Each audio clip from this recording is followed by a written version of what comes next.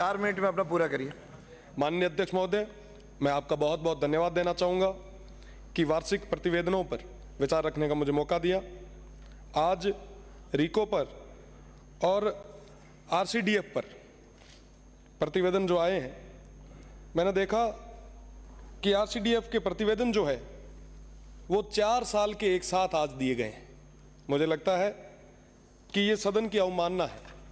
प्रतिवर्ष जो ऑडिट और प्रतिवेदन जो दिए जाने थे वो समय रहते दें तो कई सारी चीज़ें हो सकती हैं।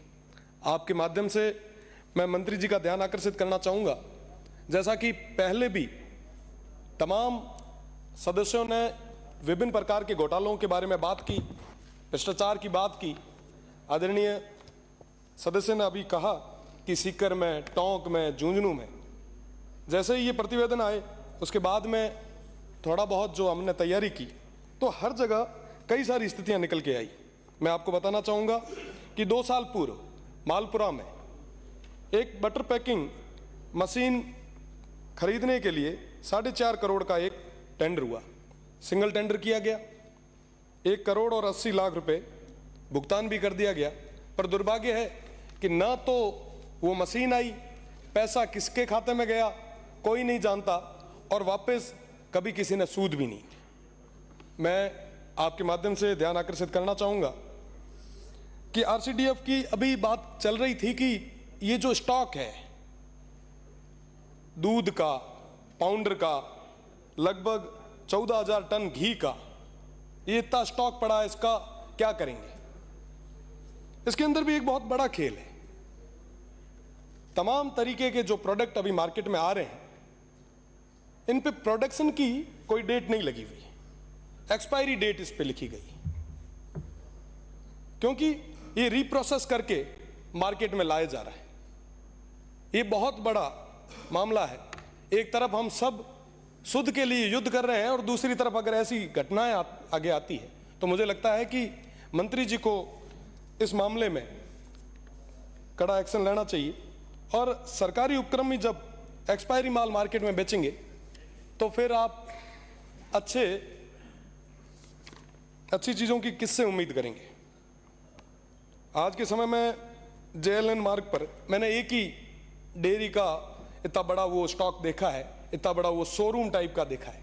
हमारे वहाँ नहीं है साहब, पशुधन सबसे ज़्यादा है, पर डेयरी के मामले में हम बहुत पीछे। अभी बात चल रही थी साहब, इतने अनुपात में पशु है, डिमांड इतनी है, सप्लाई ये है। साहब हमारे वहाँ पे प्रोडक्शन बहुत है पर यहाँ तक लाने वाला कोई नहीं। अभी बात चल रही थी कि साहब ऊँटनी के दूध से कैंसर को सही किया जा सकता है। अभी बात चल रही थी साहब सेवण घास की, थार पारकर नस्ल की। ये तमाम चीज़ें हमारे उस तरफ है, पर उनको कलेक्ट करके यहाँ तक कौन ले आए? तो मेरा निवेदन रहेगा मंत्री महोदय से कि आप गांवों को मजबूत करने के लिए, वहां की अर्थव्यवस्था को मजबूत करने के लिए डेयरी को और सुदृढ़ करें। हमारे उस तरफ, उस रेगिस्तान में, उस सीमांत क्षेत्र में आप कलेक्शंस के नए सेंटर आप डेवलप करें। जेएलएन की मैंने बात की कि यहाँ पे जयपुर डेयरी का एक पार्लर है। जब उसके बारे में थोड़ा पढ़ा तो कई सारी चीज़ें निकल के आई। अभी एक बार किसी फर्म को इन्होंने लीज पे दिया, 2.5 करोड़ रुपए खर्च किए गए उसके रिनोवेट पे। वही एक ही फर्म को बिना किसी टेंडर के सीधा काम दे दिया गया। पता नहीं कैसे। मुझे लगता है कि वहाँ अंदर बैठे हुए लोगों को लगता है कि साहब यही करने वाले हैं। इसकी भी जांच होनी चाहिए। सीकर के टेंडर की अभी बात हुई तो मैं बताना चाहूँगा कि सीकर में अभी तक कभी कोई टेंडर हुआ ही नहीं। ठेकेदार करोड़ों रुपए डेयरी के लेके भाग गए, पर आज तक उसकी कोई रिकवरी नहीं हुई। बाहरी जब खेत को खाएंगे साहब तो बचाने वाला कौन होगा? आज जयपुर डेयरी के जो चेयरमैन हैं उनका खुद का काला डेरा में एक किसान केसरी नाम की एक कैटल फील्ड प्लांट संचालित हुआ है, और पिछले 5 साल से तमाम जो समितियां हैं उनको ये माल बेचा जा रहा है। जो अगर नहीं लेता उसके खिलाफ ये सख्त कार्रवाई करते हैं। मैं आपको बताना चाहूँगा साहब कि ये आरसीडीएफ जो है, इसका नाम राजस्थान चोर ठेकेदारों की फेडरेशन कर दिया गया है। हमारे लिए, सभी के लिए ये बड़ी दुख की बात है और मैं निवेदन करना चाहूंगा मंत्री महोदय से, आप कड़े फैसले लें, संवेदनशीलता दिखाएं, क्योंकि ये जो मामला है, ये जो डेयरी है, ये सीधा आम आदमी से जुड़ाव रखती है।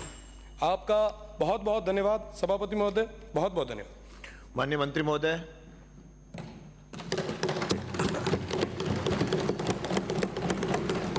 माननीय अध्यक्ष महोदय,